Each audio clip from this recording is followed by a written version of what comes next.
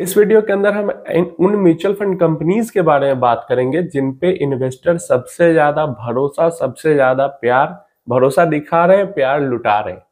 ये सबसे ज्यादा पैसे डाले जा रहे हैं तो मतलब सबसे ज्यादा भरोसा इन्हीं म्यूचुअल फंड कंपनीज पे है।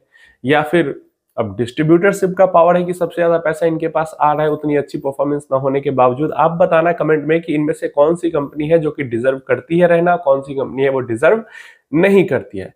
8 म्यूचुअल फंड कंपनीज के बारे में बात करने वाले हैं। इन 8 कंपनीज में 10,000 करोड़ से ऊपर का ओवरऑल नेट इनफ्लो आया है। जाने और निकलने का नेट पैसा 10,000 करोड़ से ऊपर रह गया है। 8वें नंबर पे हमारे पास आ जाती है यूटीआई म्यूचुअल फंड्स, जिसके अंदर 11,169 करोड़ का इनफ्लो आया है और इनका AUM 3.63 लाख करोड़ से बढ़ के 3.74 लाख करोड़ पहुंच गया है। नंबर 7 पे हमारे पास आ जाता है टाटा म्यूचुअल फंड। इनके पास 12,429 करोड़ का AUM आया है, मतलब पैसा आया है इनफ्लो, और जो AUM है वो 1.94 लाख करोड़ से 2.07 लाख करोड़ हो गया है। तो 2 लाख करोड़ का मार्क टाटा म्यूचुअल फंड यहाँ पे पार कर चुकी है। नेक्स्ट हमारे पास आदित्य बिरला सन लाइफ म्यूचुअल फंड आ जाता है, जिनके अंदर 13,368 करोड़ का इनफ्लो गया है एंड 4 लाख करोड़ से बढ़ के 4.14 लाख करोड़ पहुंच चुका है इनका टोटल AUM। नेक्स्ट हमारे पास आ जाता है कोटक म्यूचुअल फंड, जिनके अंदर 17,854 करोड़ का इनफ्लो आया है और 5.32 लाख करोड़ से बढ़ के 5.50 लाख करोड़ इनका AUM हो चुका है। नेक्स्ट हमारे पास निप्पॉन म्यूचुअल फंड आ चुका है, जिसके अंदर 23,900 करोड़ का इनफ्लो आया है, बहुत ज्यादा होता है, एंड 6.26 लाख करोड़ से 6.50 लाख करोड़ इनका टोटल AUM पहुंच चुका है इक्विटी का। अब हमारे पास आ जाता है HDFC म्यूचुअल फंड, जिसके पास और ज्यादा 27,295 करोड़ का इनफ्लो आया है एंड यहाँ पे 8.44 लाख करोड़ से 8.71 लाख करोड़ पहुंच चुका है AUM। उसके नीचे ICICI म्यूचुअल फंड आ जाता है 33,228 करोड़, बहुत बड़ा नंबर होता है। फाइनली 9.95 लाख करोड़ से अब ये क्रॉस कर चुकी है 10 लाख करोड़ का मार्क, 10.28 लाख करोड़ AUM पहुंच चुका है। एक नंबर पे सबसे ज्यादा AUM SBI का है और SBI के पास ही सबसे ज्यादा इनफ्लो आया है 47,536 करोड़, और इनका जो AUM है वो 11.52 लाख करोड़ से लगभग 12 लाख करोड़ पहुंच चुका है।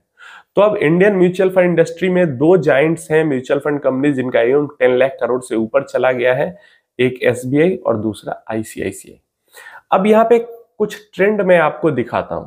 जैसे जो SBI, HDFC और ICICI ये हमेशा ही टॉप 3 में रहते हैं, हमेशा टॉप 3 में रहते हैं और अभी भी हमें यहाँ पे देखने को मिल जा रहे हैं। इसके अलावा जो कोटक है, और कोटक जो है वो, और UTI है, और जो यहाँ पे आदित्य बिरला है, ये नीचे के नंबर्स में लेकिन हमेशा रहते हैं कि 10,000 से ऊपर करोड़ का इनका भी इनफ्लो आ जाता है। यहाँ पे टाटा की नई एंट्री हुई है। पिछले कुछ समय का अगर मैं ट्रेंड आपको दिखाता हूं इस चीज का, तो इसमें से क्वांट निकला है। क्वांट काफी समय पहले निकला था, मतलब कोटक भी आता जाता रहता है और टाटा तो नया आया ही है। फिक्स जो नंबर है सबसे ज्यादा इनफ्लो वाला वो आदित्य बिरला, UTI और ऊपर के 3 SBI, HDFC और ICICI है।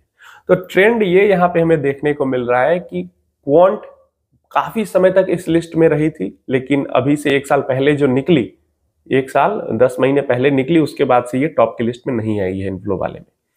दूसरा, उसके बाद जब क्वांट नहीं थी तो मोतीलाल लगातार इस लिस्ट को डोमिनेट कर रही थी। छोटी AMC होने के बजाय मतलब छोटी AMC है, मतलब इन सब के मुकाबले में छोटी है, या फिर काफी और बड़ी AMC है उनके मुकाबले में छोटी है, लेकिन वो भी लगातार इस लिस्ट में अपना जगह बनाए हुए थी। लेकिन जनवरी के बाद से जो मोतीलाल का थोड़ा सा परफॉर्मेंस डिप हुआ है, बहुत सारी दिक्कतें जनवरी में आई थी, हमने बातें की थी उसके ऊपर, उसके बाद से वो भी टॉप के लिस्ट से निकल गए हैं। तो यहाँ पे हमें क्या दिख रहा है, यहाँ पे लोगों का प्यार भरोसा नहीं दिख रहा है, हमें यहाँ पे दिख रहा है कि जिसका डिस्ट्रीब्यूटर नेटवर्क जितना स्ट्रांग है वो उतने टाइम से टॉप की लिस्ट में बना हुआ है। बीच में 2-3 जगह जो खाली है, वो जो फंड अच्छा परफॉर्म करती है उसको वो जगह मिल जाता है। जैसे यूटीआई के mutual fund and Aditya Birla के म्यूचुअल फंड कभी किसी टॉप लिस्ट में नहीं रहते हैं, फिर भी हमेशा ही टॉप इनफ्लोज वाले टॉप 10 अगर म्यूचुअल फंड कंपनीज की बात करें तो हर महीने इनका नाम आता है। एसबीआई के कुछ फंड अच्छा करते हैं, कुछ नहीं करते हैं। आईसीआई के ज्यादातर फंड टॉप में नहीं रहते हैं। एचडीएफसी के काफी फंड्स टॉप में आते हैं, तो एचडीएफसी का समझ में आता है कि एचडीएफसी भाई काम भी अच्छा कर रहे हैं। इसके अलावा कोटक भी अप डाउन एसबीआई के जैसा होता रहता है। टाटा के फंड्स ठीक ठाक कर रहे हैं। जब क्वांट अच्छा कर रही थी तब क्वांट इस लिस्ट में आई थी, जब मोतीलाल अच्छा कर रही थी मोतीलाल, और महीना 2 महीना नहीं लगता लोगों को एसआईपी इनफ्लो बंद करने में। अगर डिस्ट्रीब्यूटर नेटवर्क नहीं हो, जो डायरेक्ट इन्वेस्टर हैं, महीना 2 महीना नहीं लगता, लोग जो फंड अच्छा करते रहता है उसकी तरफ भाग जाते हैं। कुछ समय में हो सकता है बंधन आ जाए इस लिस्ट में, क्योंकि बंधन के फंड्स ठीक कर रहे हैं, अच्छा कर रहे हैं। तो यही चीज है, इस चीज को आपको समझना है और देखना है कि क्या यहाँ पे रियलिटी है अभी भी, जबकि काफी परसेंटेज जो है डायरेक्ट इन्वेस्टर का बढ़ चुका है इन्वेस्टिंग के मामले में, लेकिन फिर भी जिन कंपनीज का स्ट्रॉन्ग डिस्ट्रीब्यूटर नेटवर्क है, क्योंकि जो बैंक्स वाली, जैसे एसबीआई की बात करते हैं, एचडीएफसी की बात करते हैं, आईसीआईसी की बात करते हैं, कोटक महिंद्रा की बात करते हैं, इनके सबसे बड़े जो डिस्ट्रीब्यूटर है वो इनके बैंक्स ही है, और एक अच्छा खासा मोटा कमीशन का इनकम बैंक के पास जाता है इन म्यूचुअल फंड कंपनीज से। जबकि कोई भी बैंक, चलो जो एक इंडिविजुअल डिस्ट्रीब्यूटर है वो तो ठीक ठाक सा कुछ सर्विस दे भी देता है म्यूचुअल फंड इन्वेस्टर को अगर वो बेचता है तो, लेकिन कोई भी बैंक किसी तरीके का भी सपोर्ट वाली सर्विस म्यूचुअल फंड इन्वेस्टर को नहीं देती है, सिर्फ बेच देती है। सिर्फ म्यूचुअल फंड, इंश्योरेंस या 50 तरीके के प्रोडक्ट बैंक्स बेच देती है, लेकिन सपोर्ट नहीं देती है। भाई एसबीआई में अगर आप चले जाओगे, अपना खुद का पैसा जमा करने आप जा रहे हो, तब तो इतनी परेशानी होती है, हमेशा उनका लंच टाइम ही लंच ब्रेक ही चला जाता है, वो म्यूचुअल फंड इन्वेस्टर को क्या ही सपोर्ट दे रहे होंगे। बट फिर भी मतलब 200-200, 400-400, 500-500 करोड़ तक एक साल में कमीशन इनकम से ये बैंक्स कमाते हैं। क्यों? क्योंकि इन्वेस्टर ने बैंक के थ्रू म्यूचुअल फंड के अंदर इन्वेस्ट किया है। यही इन्वेस्टर अगर बैंक के थ्रू न जाके, एसबीआई बैंक के थ्रू न जाके, अगर एसबीआई म्यूचुअल फंड के ऑफिस में सीधा जाके इन्वेस्टमेंट करेगा तो इतना पैसा बच जाएगा उस इन्वेस्टर का।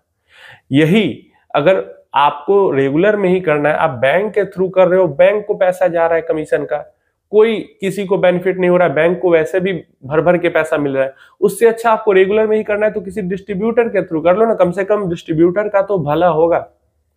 और मैं एक वीडियो लाने वाला हूं कि कैसे जियो म्यूचुअल फंड जो आ रही है वो कैसे डिस्ट्रीब्यूटर का जो बिजनेस है, जो अच्छे डिस्ट्रीब्यूटर्स है, अब ये बहुत समझना कि जैसे जैसे समय आगे बढ़ रहा है, ये मैं चलो उसी में बात करूंगा, लेकिन शॉर्ट में बता देता हूं, अच्छे डिस्ट्रीब्यूटर्स का बिजनेस चलेगा, और जो डिस्ट्रीब्यूटर बस नाम के डिस्ट्रीब्यूटर हैं, सर्विस नहीं देते हैं, उनका बिजनेस अब बंद होने वाला है। और जियो ब्लैक रॉक के आने के बाद ये और ज्यादा होने वाला है, क्योंकि वो स्ट्रेटजी ही ऐसा प्ले आउट करेगी। डिटेल में वीडियो में बात करेंगे किसी इसके बारे में।